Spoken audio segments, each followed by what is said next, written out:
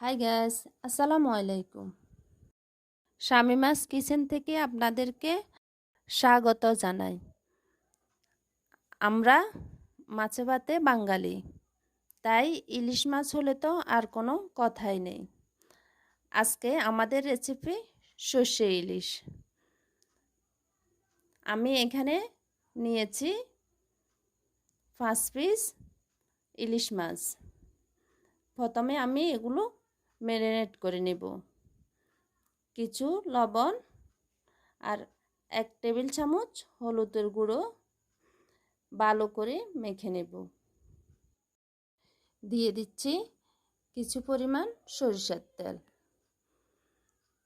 তেলটা দিলে মাখার সুবিধা হয়। ভালো করে মেখে নেব।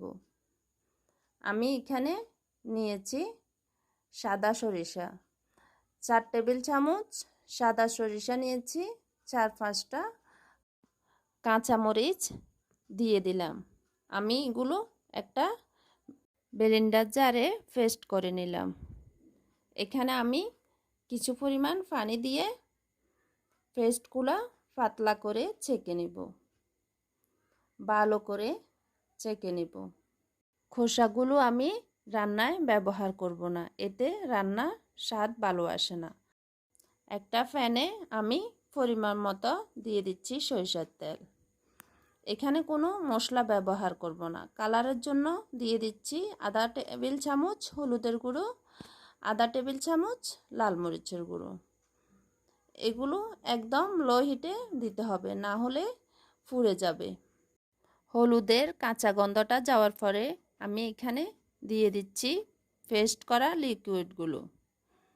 এগুলো ভালো করে ফুটিয়ে নেব। এরপরে আমি সব মাছ এক এক করে দিয়ে দিচ্ছি। দেওয়ার পরে আমি মাছের সাথে এই গ্রেভিগুলো কোট করে নেব। সবগুলো ভালো করে মিশিয়ে দিচ্ছি। এরপরে সময় লাগবে আমাদের 15 মিনিট। এখন আমি ঢাকনা দিয়ে কিছুক্ষণ রান্না করে নেব। এরপরে সবগুলো এক এক করে উল্টিয়ে দেব।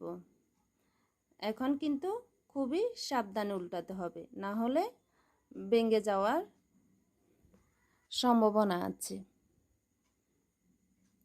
এভাবে আমি আরও 10 মিনিট ঢেকে রাখব। দেখতে পাচ্ছেন ফ্রাই হয়ে আসছে। প্রথমে আমার মাছে লবণ ছিল, তাই আমি কোনো লবণ ব্যবহার করি নাই। এখানে আমি এখন স্বাদ মতো কিছু লবণ দিয়ে দিচ্ছি। দিয়ে দিচ্ছি কয়েকটা কাঁচামরিচ। দিয়ে দিচ্ছি কিছু পরিমাণ পানি। পানি দেওয়ার পরে আমি হাই হিটে এগুলা রান্না করে নেব।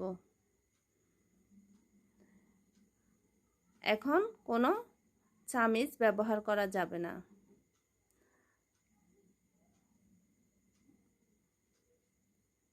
দেখতে পাচ্ছেন কত না সুন্দর কালার এসেছে। আমার রান্না হয়ে আসছে। একদম ইজিভাবে এই ইলিশ মাছের রেসিপিটা করা যায়। 15 মিনিটের ভিতরে আমার রান্নাটা শেষ হয়ে গেছে।